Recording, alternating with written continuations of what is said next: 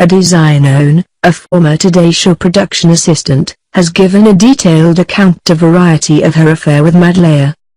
In a lengthy interview with the publication, Zainone says she was 24 when she started sleeping with Lauer in 2000. The host was recently married at the time to his current wife, Annette Roque.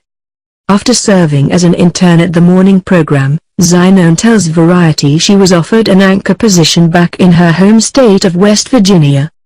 Upon learning she was leaving, Lauer began to come onto Zainone. In June of 2000, Lauer allegedly wrote the staffer a text that read, "Hey, I hope you won't drag me to personnel for saying this, but you look fantastic.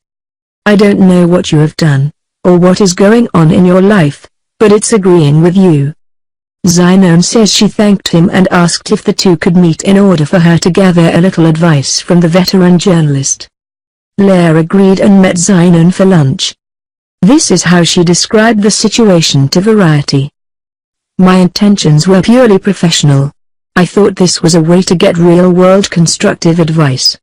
What that turned into was an opportunity for him to come on to me. It was flattering, confusing, overwhelming. I was nervous. I didn't know what to do with it. He was clearly trying to guide the conversation. He was there to hit on me and manipulate the situation, and I fell for it. Here's how I should have known what I was getting myself into. When we left, he told me, 'You leave first, and I'll leave after.' In no lunch I'd ever had at Today had anyone suggested we leave separately, as if something was up."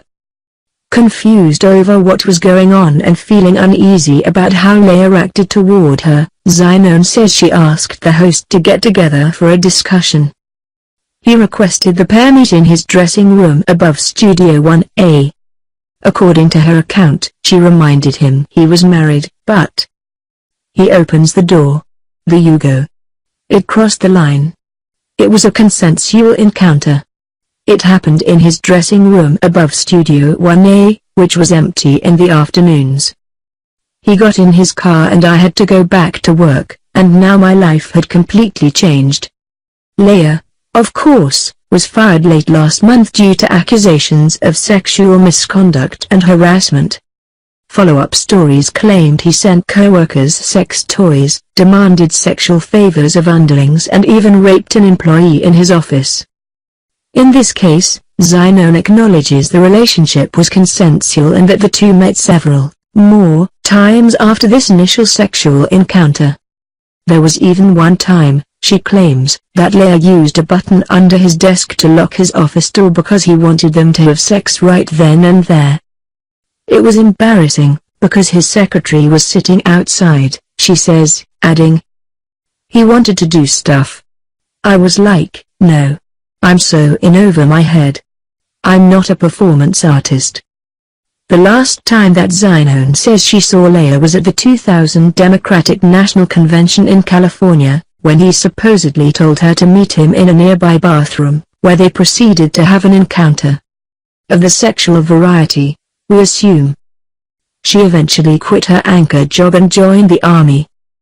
The former PA concludes that her situation was consensual, yes, but she still felt like a victim because she felt he had abused his power.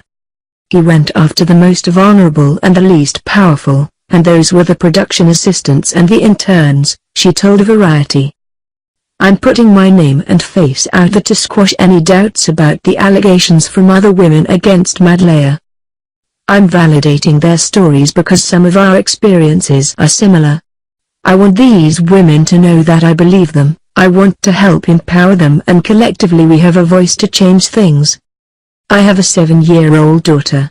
I want to do everything I can to assure this doesn't happen to her." Last we heard, the status of Lauer's marriage was up in the air.